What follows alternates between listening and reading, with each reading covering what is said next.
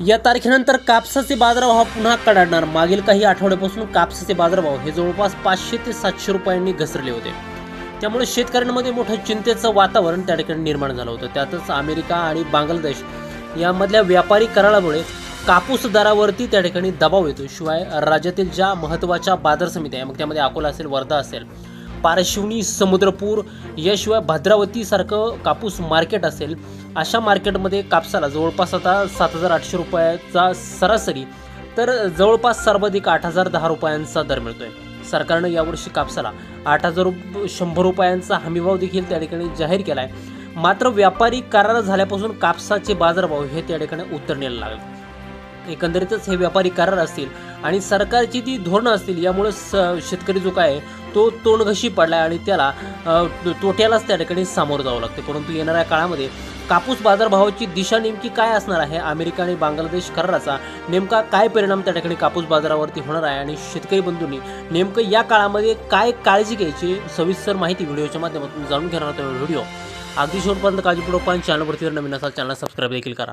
शेतकरी बंधूंनो, कापूस दराचा अंदाज घेताना आपल्याला काही गोष्टी त्या ठिकाणी समजून घ्याव्या लागतील. मग त्यामध्ये जानेवारी महिन्यामध्ये ज्या काही घडामोडी झाल्यात, तर 31 डिसेंबरपासून कापूस आयातीवरती 11% आयात शुल्क त्या ठिकाणी लागू केले. त्यानंतर बाजारभावामध्ये कापसाच्या वाढ झाली होती. साधारणतः कापसाचे बाजारभाव हे 8,800 ते 8,900 रुपयापर्यंत पोहोचले होते जानेवारी महिन्यातून. परंतु काही दिवस हे जे काय बाजारभाव आहे ते त्या ठिकाणी स्थिर राहिले. त्यानंतर CCIने जो काय खरेदी केलेला कापूस होता तो त्या ठिकाणी विक्रीसाठी काढला आणि त्यामुळं कापसाचे बाजारभावामध्ये घसरण त्या ठिकाणी चालू झाले. दुसरीकडे आपण जर का बघितलं तर 1 फेब्रुवारीला जो काय अर्थसंकल्पाचा सादर झाला, तर त्यामध्ये त्या ठिकाणी 32 मिलीमीटरपेक्षा जास्त लांबीच्या कापसाला त्या ठिकाणी शुल्कमुक्तीसाठी परवानगी मिळाली आणि म्हणून 30 ते 31 मिलीमीटर कापूस 32 मिलीमीटरच्या नावाखाली त्या ठिकाणी येऊ शकतो. त्यामुळं देशामध्ये पुरवठा वाढण्याची त्या ठिकाणी शक्यता आहे आणि यामुळे देखील बाजारभाव हे त्या ठिकाणी दबावामध्ये आहेत. दुसरीकडं भारत आणि अमेरिकेची जी काही व्यापार स्थिती आहे, आता त्या ठिकाणी अमेरिकेने भारताच्या कापड आयातीवरती शुल्क हे 50% वरून त्या ठिकाणी 18% वरती केलं आहे.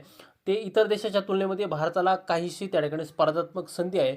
मात्र नंतरून जर का नवीन एखादी घडामोड जर झाली तर यामुळं कापूस दर हे त्या ठिकाणी दबावामध्ये येऊ शकतात. दुसरीकडे आपण जर का बघितलं तर अमेरिकेने बांगलादेशसोबत जो काही व्यापारी करार केला, हा व्यापारी करार नेमका काय आहे, तर अमेरिकेने बांगलादेशला त्या ठिकाणी विशेष सवलत दिली आहे. परंतु मग आता बांगलादेशनं अमेरिकेतून कापूस आयात करावा असं त्या ठिकाणी अमेरिकेने सांगितलंय. त्यापासून कापड तयार करून अमेरिकेत त्या ठिकाणी निर्यात करायचं आहे आणि अशा कापडावरती जे काही आयात शुल्क आहे ते आता 0% त्या ठिकाणी लागणार आहे. अन्यथा ते या उलट जर का दुसरं जर काही प्रॉडक्ट जर बांगलादेशने निर्यात जर करण्याचा प्रयत्न केला तर त्याच्यावरती त्या ठिकाणी 19% शुल्क त्या ठिकाणी लागू शकतं. भारतासाठी नेमका संभाव्य धोका काय आहे, तर हे जाणून घेणं सुद्धा तितकंच त्या ठिकाणी महत्त्वाचं ठरणार आहे. बांगलादेश हा भारताचा मोठा ग्राहक आहे. याशिवाय मागील वर्षी 12 ते 13 लाख गाठी जो काही कापूस आहे तो त्या ठिकाणी बांगलादेशला निर्यात केला होता. भारताच्या सूत निर्यातीपैकी 40 ते 45% बांगलादेशला त्या ठिकाणी आपण निर्यात करतो, कारण बांगलादेशकडं सूत गिरण्यांचं प्रमाण किंवा जे काय कॉटन प्रोसेसिंग प्लांट आहेत याची संख्या त्या ठिकाणी कमी आहे.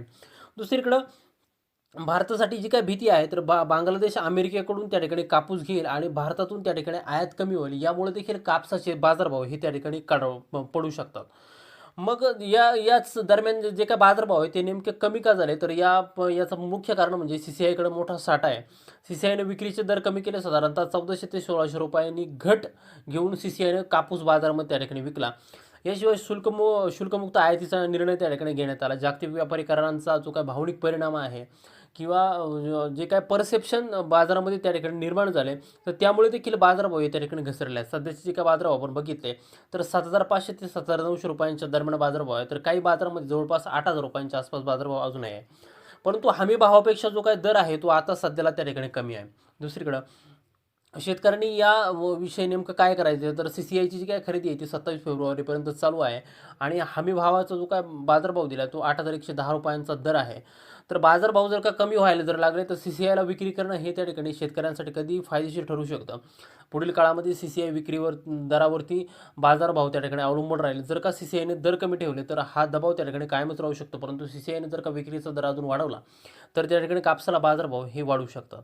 आता यापुढे नेमकं काय होऊ शकतं, तर सरकारचं जे काही धोरण आहे, आयात आणि निर्यातीचं धोरण हे त्या ठिकाणी महत्त्वाचं ठरणार आहे. याशिवाय CCIचे दर जे काय आहे ते आता निर्णायक ठरतील, कारण की कापसाचे बाजारभाव हे जवळपास याच दरावरती त्या ठिकाणी अवलंबून असेल. याशिवाय आंतरराष्ट्रीय कापूस आणि कापड बाजारातील ज्या काही हालचाली आहेत त्यावरती लक्ष ठेवणं हे अतिशय महत्त्वाचं ठरणार आहे. आणि बांगलादेश प्रत्यक्षात किती आयात अमेरिकेतून करतो हे पाहणं देखील त्या ठिकाणी महत्त्वाचं ठरू शकतं. दुसरीकडे आपण जर का बघितलं तर अमेरिका आणि बांगलादेश कराराचा तात्काळ जो काही मोठा परिणाम आहे तो आता बाजारावरती त्या ठिकाणी सध्याला एवढा काही दिसत नाही आहे, कारण सध्या बाजारावर मुख्य दबाव जो काय तो CCIच्या विक्रीमुळे आहे. त्यामुळे शेतकऱ्यांना घाईने निर्णय न घेता जे काही उपलब्ध पर्याय आहेत त्याचा विचार करणं त्या ठिकाणी आवश्यक आहे, कारण हमीभाव हा जो काही पर्याय आहे हा सर्वात त्या ठिकाणी सुरक्षित आहे. त्यामुळे तुमच्याकडे जर का कापूस स्टॉक केलेला असेल आणि जर तुम्ही तो बाजारामध्ये विकणारा जर असाल तर रोजचे बाजारभाव पाहून कापूस विक्रीचा निर्णय घेणं हे तुमच्यासाठी फायदेशीर ठरू शकतं.